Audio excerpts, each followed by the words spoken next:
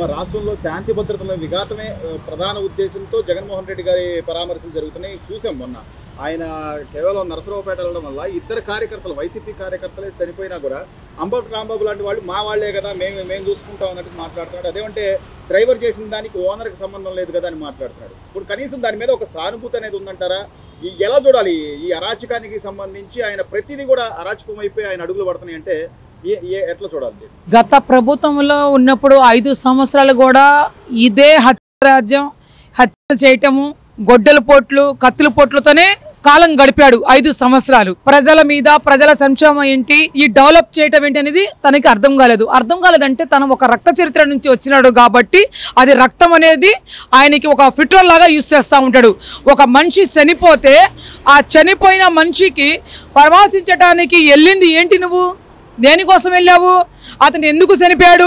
ఒక క్రికెట్ బెట్టింగ్లో దాని గురించి డబ్బులు పెట్టి బెట్టింగ్లు ఆడి చనిపోయిన వాడికి నువ్వు కావాలని యువతకి రెచ్చగొట్టేసి 400 రూపాయలు పెట్రోల్ బండికి పెట్రోల్ డబ్బులు వేపించేసి యువత కొంత కూడా గంజాయితో ముంచేసి నీ ఇంటి చుట్టూరు కూడా నీ ఇంట్లో గంజాయి బస్తాలు దింపుకొని పిల్లలకి గంజాయి అలవాట్లు ఉన్న వాళ్ళకి గంజాయి అలవాటు చేసి అలవాట్లు లేని వాళ్ళకి అలవాట్లు చేస్తా బైకులు తీసుకొస్తే 400 పెట్రోల్ పోపించండి అని చెప్పి ఇలా యువత జీవితం నువ్వు నాశనం చేస్తున్నావంటే నిజంగా సైకో జగన్మోహన్ రెడ్డి నీకు ఏం చేయాలో అర్థం కావట్లేదు. కానీ ఇంకొక విషయం, మొన్న సత్తనపల్లి వెళ్ళేటప్పుడు తన కార్యకర్త 70 సంవత్సరాలు నీ మీద అభిమానం ఉంది, నీ మీద అభిమానం ఉన్న నీ కార్యకర్త ఒక కారు కింద పడి టైర్ కింద నలిగిపోతుంటే మెడ చూసుకోకుండా కూడా నువ్వు వెళ్ళిపోయి, సరే వెళ్ళిపోయిన వాడు తన కోసం ఏం జరిగిందని కూడా ముసలి తల్లి నిజంగా తన భార్య ఎంత అల్లాడిపోతుందో అట్లాంటి కుటుంబానికి నువ్వు వెళ్ళి కాదు కనీసం ఒక ఫోన్ చేసి ఏం జరిగిందని కూడా అడగకుండా ఇవాళ యువతకి నువ్వు రెచ్చగొట్టేసి ఈసారి వస్తే రప్పరప్పాలాడిస్తామంటారు. అరే బాబు సైకో, నీ రెప్పరప్పాలాడిస్తాము ముగిచ్చింది. నీ నూక చెల్లిటం రోజులు త్వరలో వచ్చేసినాయి.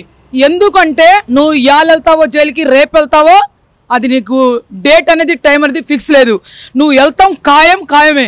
రెండోది ఏంటంటే ఎప్పుడు వెళ్తావు అనేది తెలియక ఈ గంజాయి ముక్కలంతా కూడా నీ చుట్టూ పెట్టుకొని ఇవాళ ఈ రాష్ట్రంలో ఉన్న లా అండ్ ఆర్డర్కి తప్పుదారి పట్టిస్తానికి నువ్వు ఎన్ని రకాలుగా ప్రయత్నం ఇచ్చినా కూడా చట్టం తన పని తను చేసుకుంటానే పోయిద్ది. చట్టానికి ఎవరైనా కూడా అతిథులు కాదు అని నీ నిరూపిస్తారు. రెండోది నువ్వు అనుకుంటున్నావు సైకో 151 సీటు కాడి నుంచేసి 11 సీట్లకు తీసుకొచ్చి నీకు ఒప్పజెప్పినా కూడా నీకు సిగ్గు రావట్లేదని అడుగుతున్నాం మనం. నేను ఒక ఆడదానిగా నిజంగా నీకు సిగ్గు ఎందుకు భగవంతుడు ఇవ్వలేదని అడుగుతున్నాం. ఎస్, నీకు సిగ్గు లేదు. ఎందుకంటే నీ తాతకి సిగ్గు లేదు. ఆనాడు నీ తాత కూడా సిగ్గు లేకుండా అదే మనడు కాబట్టి నీకు సిగ్గు లేదు. బీద వాళ్ళ రక్తం తాగే వాళ్ళు మీ ఒక చరిత్ర. నువ్వు నిజంగా ఒక షర్మిల మీ చెల్లి ఆమె ఏదే పార్టీలో ఉన్నారు అయినా కూడా ఆవిడ మాట్లాడుతున్నారు. కనీసం ఆవిడకన్నా నువ్వు సమాధానం చెప్పు. నీది ఏంటి? నీ సైకో విజయం ఏంటి? అంటే ఇట్లా అల్లాకొల్లం చేస్తే పెట్టుబడులు రాకుండా చేయాలని నీ కర్లింగ్ మైండ్తో, నీ సైకో మైండ్తో నువ్వు అన్ని రకాలుగా చేయాలనుకుంటున్నావు. కానీ జగన్మోహన్ రెడ్డి నీ కర్లింగ్ మైండ్లు, చంద్రబాబు నాయుడు గారు ఆయన రాజకీయ అనుభవంలో నీ వయసు లేదు కానీ నువ్వు ఏందో చేయాలనుకున్నావు.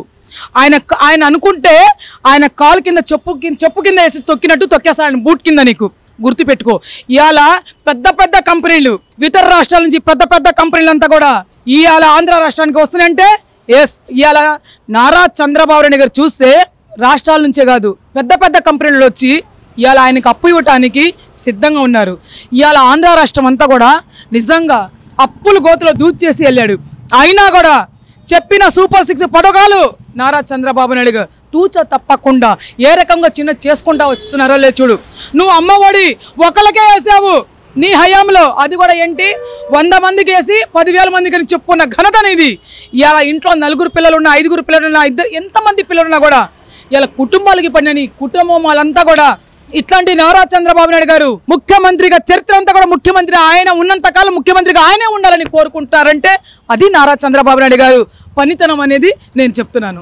మొత్తం మీద అంటే మీరు అన్నట్టుగా పరిశ్రమలు రాకుండా ఏదో లా అండ్ ఆర్డర్ని డిస్పెన్స్ చేద్దాము అనుకుంటే చంద్రబాబు నాయుడు చాలా స్పష్టంగా చెప్తున్నారు. నిన్న బిట్ పారిశ్రామికవేత్తల ఇదిలో కూడా ఆ భూతాన్ని భూస్థాపితం చేస్తాను, బయటకు రానివ్వను అని చెప్పి ఆయన చెప్తున్నప్పటికీ కూడా కొన్ని అల్లరి మొక్కలు కానీ, లేకపోతే మీరు అన్నట్టు రప్పా రప్పా అని బ్యానర్లు కానివ్వండి, అంటే యువతని ప్రధానంగా తప్పుదో పట్టించడం, లేకపోతే వాళ్ళని రెచ్చగొట్టే ధోరణిలోనో రాష్ట్రంలో అల్లకల్లోలంగా లేకపోతే ఏదో ఒక ఇష్యూని బయటకు తీసుకురావడం. అంటే ఈయన ఒక పక్క ఈయన మీదేమో లిక్కర్ కేసులు ఉన్నాయి, మరోవైపు నుంచేమో మీరు అన్నట్టు చెల్లెలు ఫోన్ కూడా ట్యాపింగ్ చేసిన పరిస్థితి. ఇన్ని పెట్టుకొని ఎలా ఆయన ఇదిగా చెప్పగలుగుతున్నారంటారు? నేను యువతకు ఒకటి చెప్తున్నాను, మన ఆంధ్ర రాష్ట్రంలోని యువత గురించి ఒకటి చెప్పదలుచుకున్నాను. ఒక తల్లిగా, మీకు ఒక అక్కగా, ఒక చెల్లిగా, ఒక అమ్మగా నేను చెప్పగలుగుతున్నాను. ఇట్లాంటి సైకో వాడి మాటలు మీరు విన్నారంటే, జగన్మోహన్ రెడ్డి సైకో మాటలు విన్నారంటే మీ జీవితాలు పాడైపోతాయి. మీకు ఏడ్చేది, మీరు చచ్చిపోతే ఒక దండస్థానికి కూడా రాడు, అట్లాంటి సైకోయుడు. కానీ మిమ్మల్ని ఒక బానిసల్లాగా, ఒక పెట్రోల్ 400 పెట్రోలు, మీకు బండి కొనిచ్చిన తల్లిదండ్రి మీకు పెట్రోల్ పంపించారా? మీకు మంచి చదువుకోమని మీకు పంపిస్తే ఇట్లాంటి సైకో గురించి మీరు జైలు పాలైపోయి మీ జీవితాలు నాశనాలు చేసుకొని మీ బిడ్డల భవిష్యత్తులు పాడు చేసుకోవడానికి మీరు చేసుకోబాకండి. ఎందుకంటే ఒక తల్లిగా మీకు చెప్పాలనుకున్నాను, చెప్తున్నాను. ఈ సైకో అనేవాడు ఏ క్షణం జైలుకి వెళ్తే బెయిల్ లేనివాడు, గుర్తుపెట్టుకోండి. ఎందుకంటే ఇవాళ మీకు ఎందుకు రెచ్చగొడుతున్నాడంటే యువతకి ఇవాళ లా అండ్ ఆర్డర్ అంతా కూడా ఖరాబ్ చేయడానికి అన్నట్టుగా వాళ్ళ మీద ఒక నింద వేయటానికి చేస్తున్నాడు. Law and order A government కూడా తల వంచి ఉండదు, తన పని తను చేసుకుంటూనే పోయిద్ది. ఎందుకంటే వాళ్ళు ఏ పార్టీకి కూడా తొత్తులు కాదు. వాళ్ళు ఒక డిపార్ట్మెంట్ అంటే చదువుకున్న ఉన్నత స్థాయిలో వచ్చిన వాళ్ళ డ్యూటీ వాళ్ళు చేస్తారు. పబ్లిక్ సర్వెంట్ వాళ్ళు పబ్లిక్గా ఏ తప్పు జరిగినా కూడా వాళ్ళకి హక్కు ఉంటుంది, ఏం చేయాలని కూడా వాళ్ళకి రాజ్యాంగం రాసిచ్చిన హక్కు ప్రకారంగా వాళ్ళు చేస్తారు. అంతేగాని నాకు అరెస్ట్ చేస్తానికి రండి, నేను రేపు వస్తే రెప్పరప్ప, అరే బాబు నీ రెప్పరప్ప అయిపోయింది.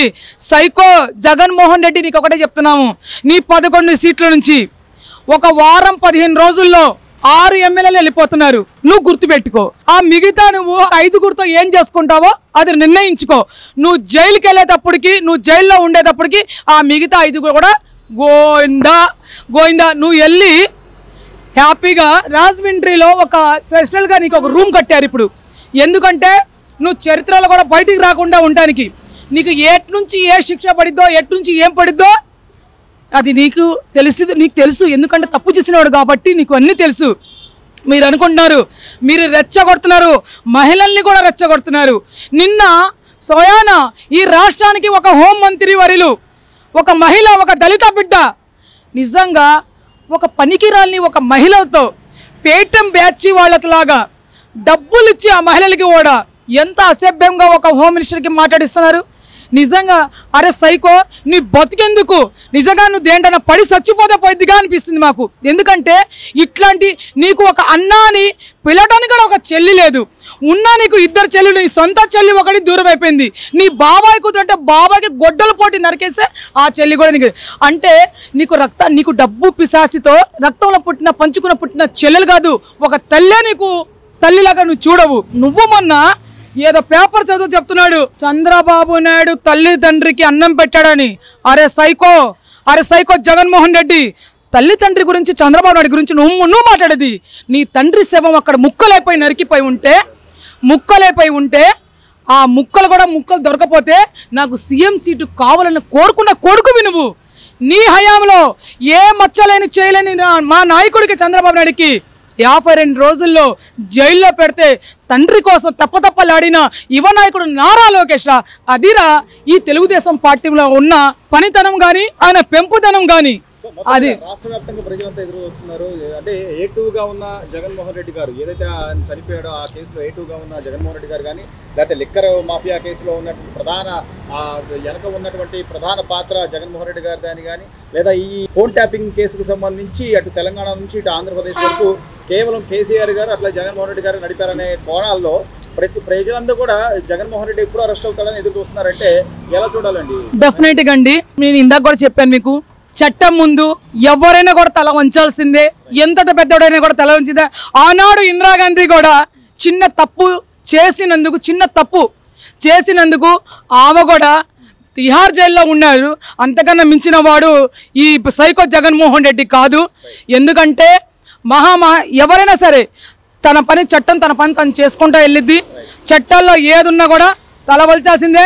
జగన్మోహన్ రెడ్డి జైలుకి వెళ్తే బయటికి రావటం మళ్ళీ కష్టం చూసుకోండి.